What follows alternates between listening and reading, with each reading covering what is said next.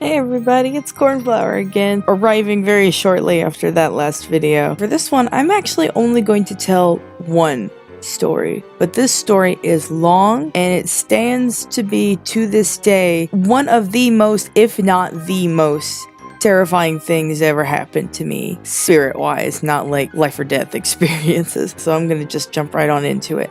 So we used to go to this church. My father was the pastor of this church. My mother was the secretary, and I was just a patron.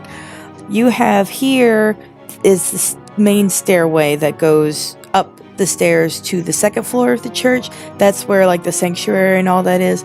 But in that same, like where you first step in the doors, there's another flight of stairs that goes downstairs. That goes to where there's this long hallway, and on the right end of the hallway was a nursery. It was very, very far away from everything else.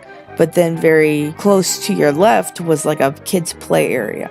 And in that kids' play area was this little tiny door. It was just a weird door. It was one of those two skinny doors that it was raised like a foot off the ground and there wasn't a step up to it or anything. It was just weird. It was just hovering in the wall there. And when you opened it up, it wasn't being used for storage or anything. It was just empty. It had the stairway. It's underneath the stairway. So you could see the stairs going up into the church. But that was about it.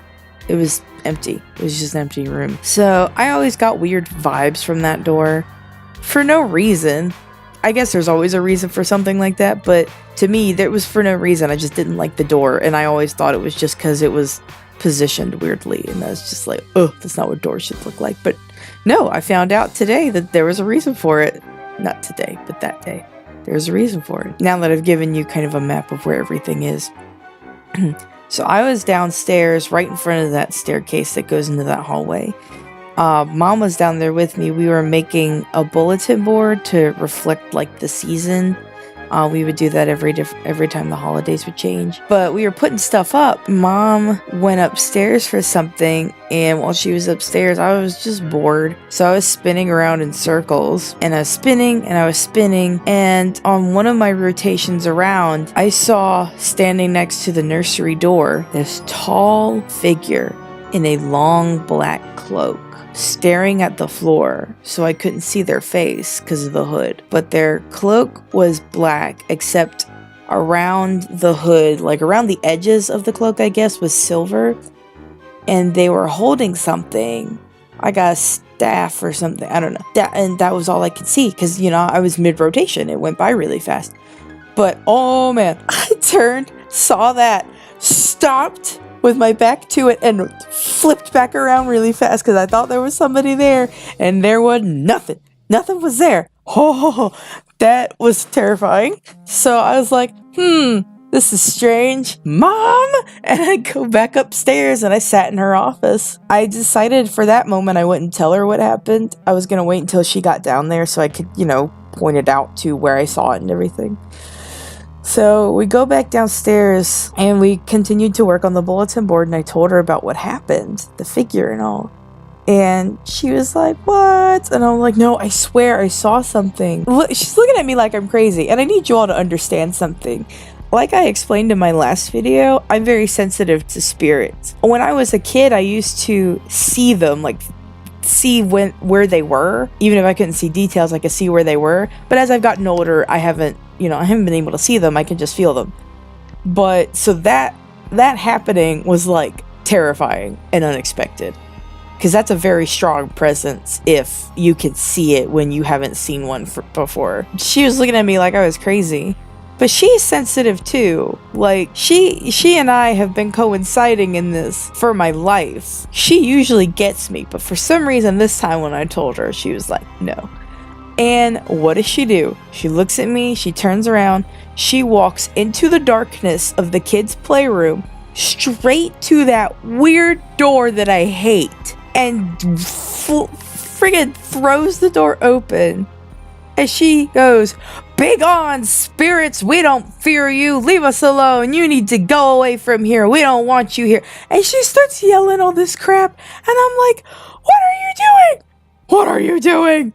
What are you doing? This is the exact thing that I hate when paranormal not paranormal activity. When paranormal investigators do that kind of stuff, it just antagonizes them.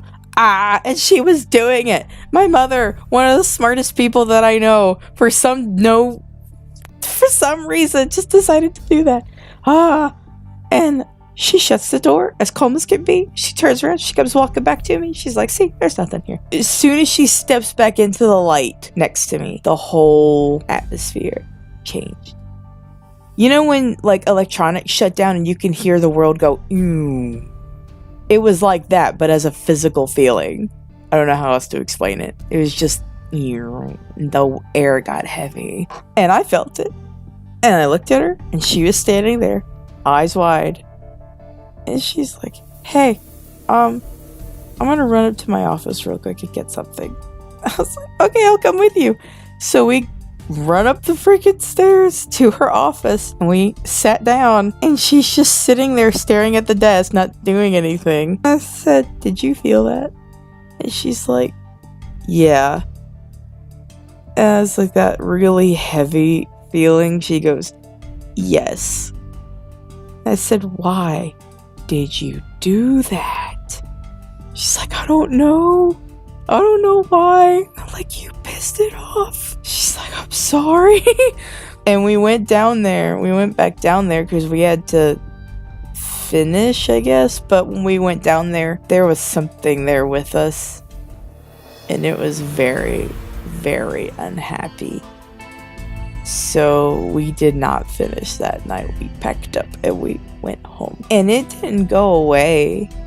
That feeling, that figure. I mean, I never saw it again, but I could tell it was still there. It didn't go away for a very long time. There was a night, months and months later.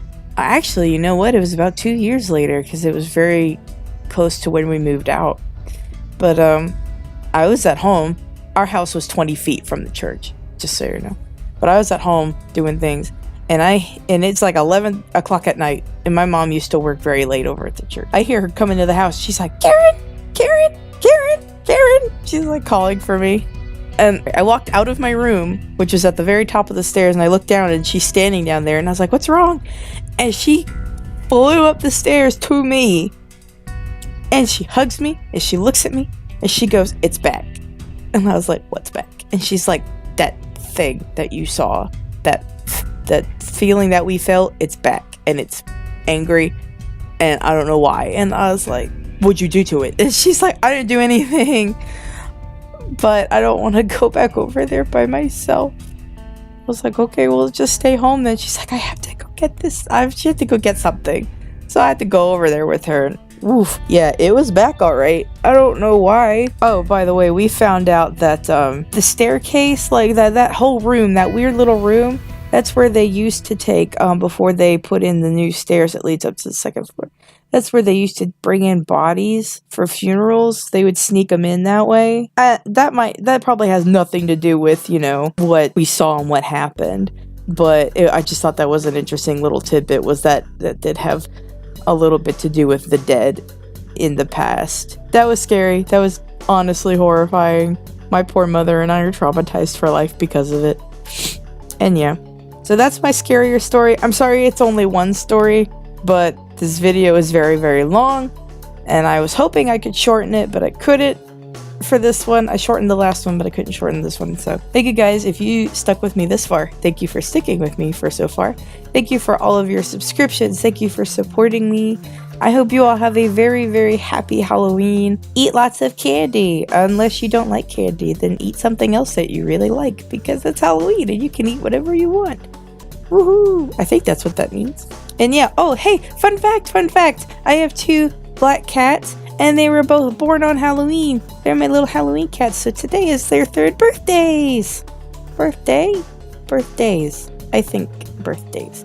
Anyway, but thank you guys for listening. Thank you for entertaining me and hopefully being entertained by me. Please don't think I'm crazy. I swear everything that I told you is true. Okay, I'll see you guys next time. Bye-bye.